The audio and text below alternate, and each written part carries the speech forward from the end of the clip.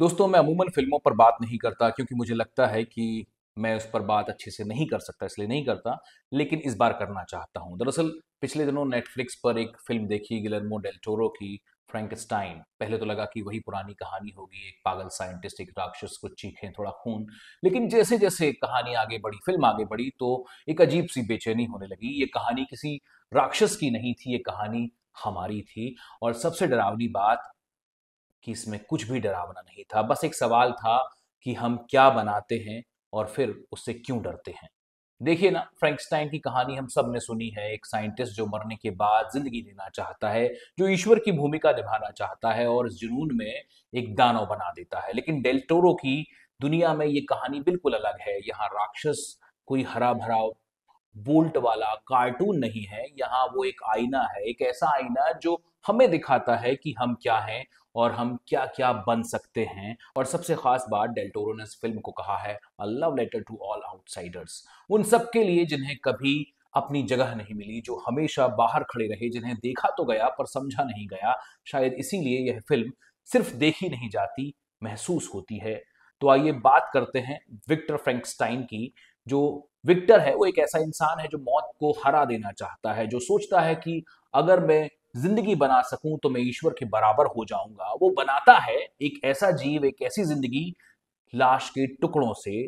पहले तो वो मोहित होता है अपनी रचना से कि देखो मैंने क्या कर दिखाया, मैंने असंभव को संभव कर दिया। लेकिन फिर धीरे धीरे उसे अपनी रचना में कमियां दिखने लगती हैं। वो जीव परफेक्ट नहीं होता जिसे उसने बनाया है, वो डरावना होता है, अजीब होता है, समाज में फिट नहीं होता। और फिर विक्टर क्या करता है? वो भाग जाता है, अपनी ही रचना से वो भाग जाता है। क्या ये कहानी आपको जानी पहचानी नहीं लगती? कितनी बार हमने कुछ बनाया, एक रिश्ता, एक सपना, एक प्रोजेक्ट, एक वादा, और फिर जब वो परफेक्ट नहीं निकला तो हम भाग गए उससे।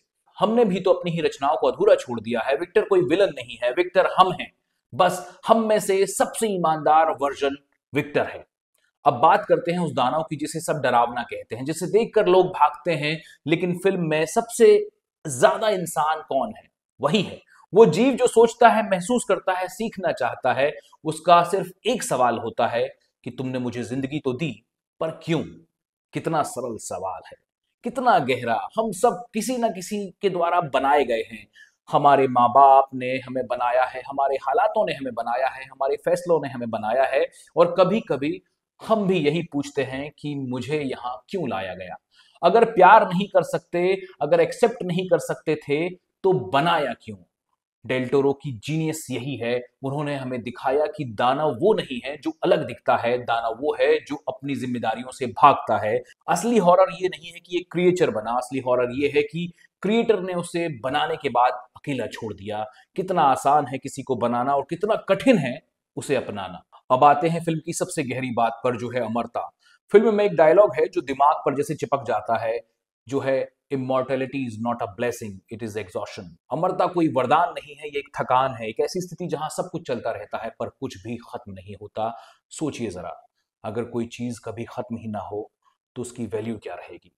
अगर हर दिन हमेशा के लिए है तो फिर आज का दिन खास क्यों है, स्पेशल क्यों है? अगर रिश्ते कभी टूटते ही नहीं है तो उन्हें संभालने की जरूरत क्या है? हम क्यों कोशिश करें? असल में नश्वरता ही जिंदगी को खूबसूरत बनाती है। हर सनसेट इसलिए खूबसूरत है क्योंकि वो रोज अलग होता है। हर मुलाकात इसलिए कीमती है क्योंकि वो आखिरी भी हो सकती है।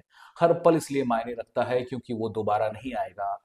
फ्रैंकस्टाइन का जीव मर नहीं सकता लेकिन जीना भी नहीं जानता। वो बस एग्जिस्ट करता है, बिना मतलब के, बिना अंत के। और यही उसकी सबसे बड़ी सजा है। एक ऐसी सजा जो बिना किसी गुनाह के उसे मिली है। शायद असली कर्स यानी श्राप अमरता है, और असली ब्लेसिंग यानी असली दुआ ये जानना है कि एक दिन सब कुछ खत्म हो जाएगा।